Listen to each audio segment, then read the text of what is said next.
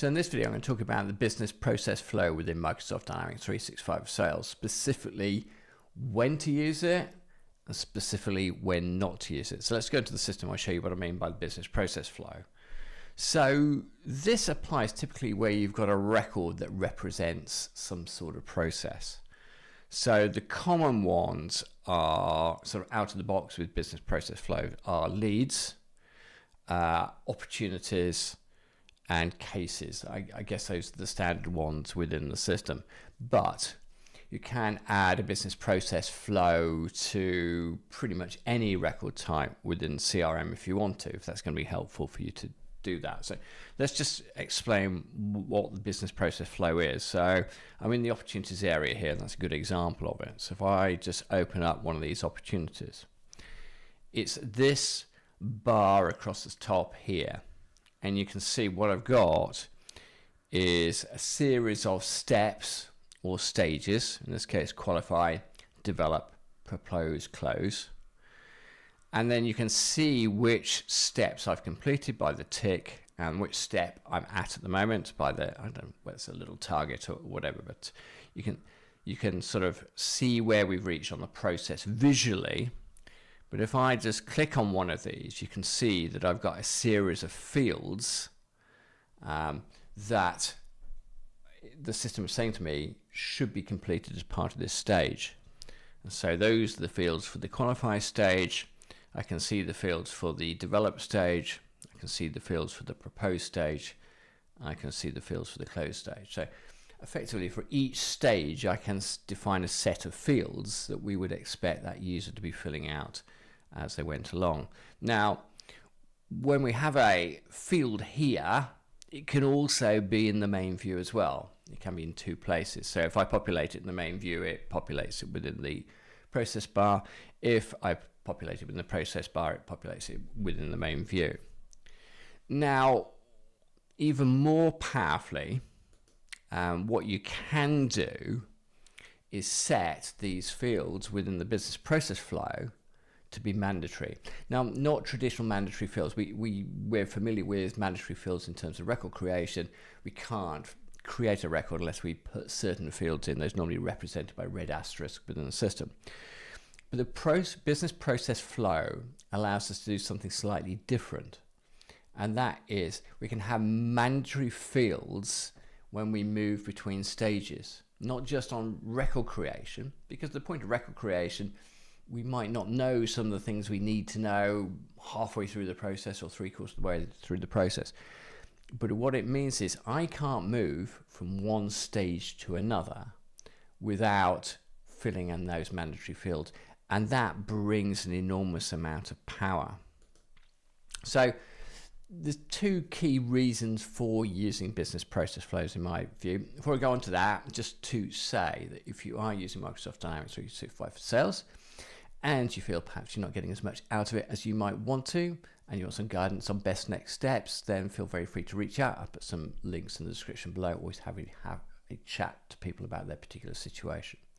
Anyway, in terms of the reasons for using business process flow, is that it does two things. It guides the people that are using the system users, because they can see step by step the information they're gathering. So it just makes it easier for them to go through a process.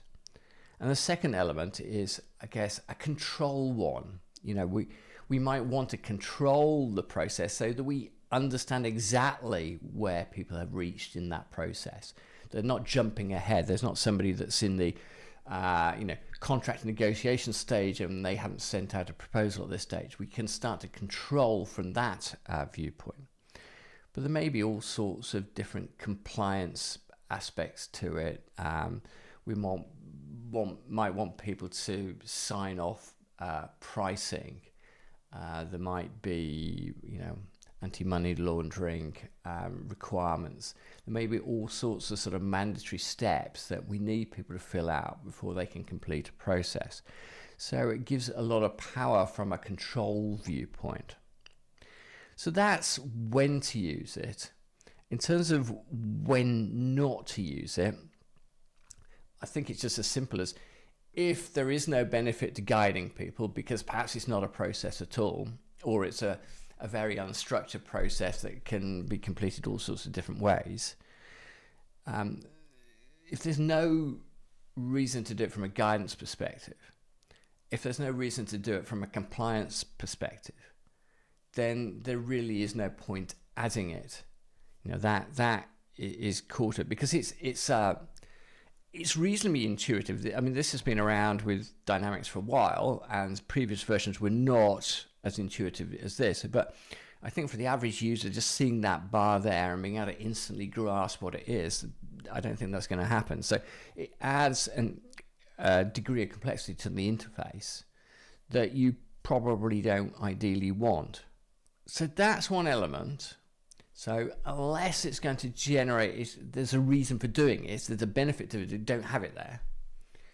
Secondly, if there is a reason for doing it and you're not going to do it properly, then don't do it either, because I see a lot of people use the business process flow in situations they should be using the business process flow, but they set it up very poorly, and they often end up with way too many stages, asking for much too much information, and they often don't ask for the key information that is actually required. So these things have to be very carefully set up if they're to be beneficial and if they're going to get adoption. So to my mind, the key thing is being very clear what you're trying to achieve. Make sure you've got a reasonably small number of stages. I think you can have up to 30 stages, but I think a handful of stages is ideal. And be very careful about the data you're gathering within the stages, and be very careful around which ones you're actually going to make mandatory. There's no point making absolutely everything mandatory.